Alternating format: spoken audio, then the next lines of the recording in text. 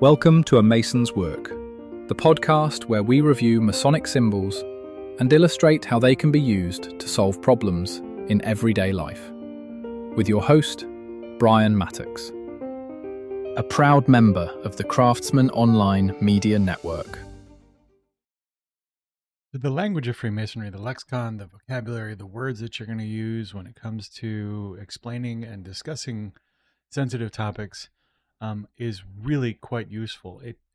The language itself, using symbols, tends to neutralize the emotional charge of a given sort of situation. So when you're having a conversation with somebody, for example, maybe about something that's happening untoward at work or something uncomfortable that's happening in your personal life, using the Masonic language is a great way to have those conversations, and at the same time, not dig into the weeds in a way that brings a bunch of emotional sort of baggage with it.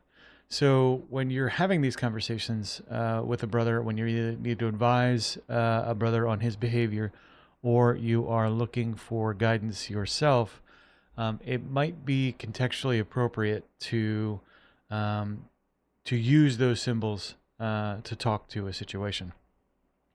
So there's symbols that are where this is like easy and obvious, and there's symbols in the craft that are perhaps less so. But if you start with the easy and obvious ones, you'll move to the more subtle ones later. But there are things like as above, so below, for example, as a concept. It's a Masonic symbol.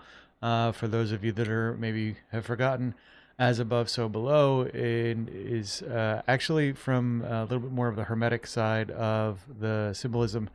And basically, it's whatever exists in the heavens, as it were, is also extant internally, right? So it's as above, so below, as within, so without, kind of thing. And this is from the Amor Tabret of Hermes Trismegistus. The idea, though, is that our interior and our exterior are inextricably linked. So the same thing is true. You're not going to be able to operate in a way that's not in accordance with kind of the overall order of the universe, which is all fine and good, right? But how does that translate? So let's say you're sitting here and you're trying to figure out, perhaps you're struggling with weight loss. Weight loss is a really good example of mental health that could, at least for me personally, right? We'll start with the personal conversation. There are some folks that biologically have challenges with their weight, but in I would say 90% of the cases, from my personal conversations and experience, it is mental health.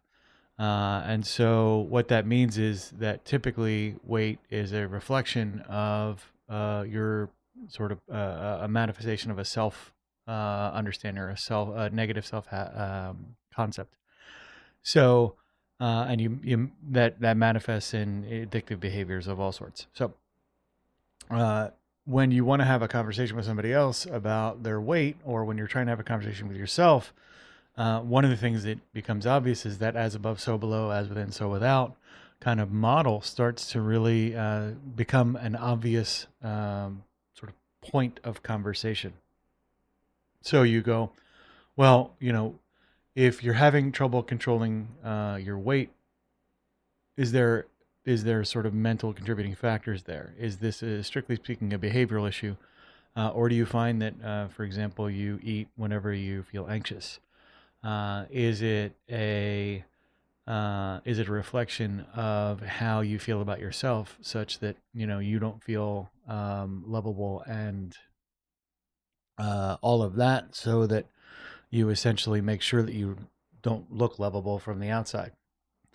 There are tons of kind of ways that these Masonic symbols plug into that, and by having the using that symbol, the as above, so below model, you can or concept, you can really start to dig in and have that in a conversation where you can really get into a fairly deep, fairly specific place. Again, without the now tell me about your father conversation, or tell me about all the personal history that comes with it. You can just say, what about the current situation is something that, how is, for example, being, let's say, overweight, accomplishing a goal for you? Because that's a really great way to take that concept, as above, so below, and turn it into like, I never really thought about it like that. And you can have a meaningful conversation with the brothers in the lodge. We're going to get into more this week about how to have those conversations when you don't have lodge members that can help, using things like GPT. So in future episodes this week, we're going to be digging into using some of these large language models to help you have those Masonic conversations, absent brothers in your lives that you can have it with. And so we'll get into that in future episodes. Thanks. The views represented in this podcast are those of the speaker alone and are not representative of any grand or subordinate lodge.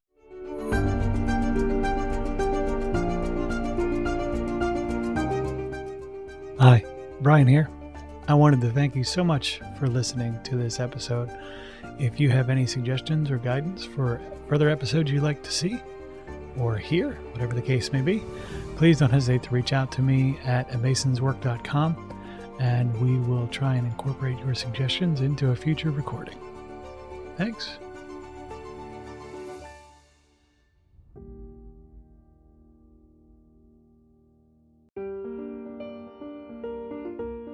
Freemasonry teaches us that the true work is within, a lifelong journey of reflection, discipline, and discovery. At A Mason's Work, we help Masons bring out their best selves through meaningful self-inquiry and symbolic practice. From personal reflection to lodge engagement, we offer tools that turn symbols into action. Visit us at amasonswork.com. The work is within. The time is now.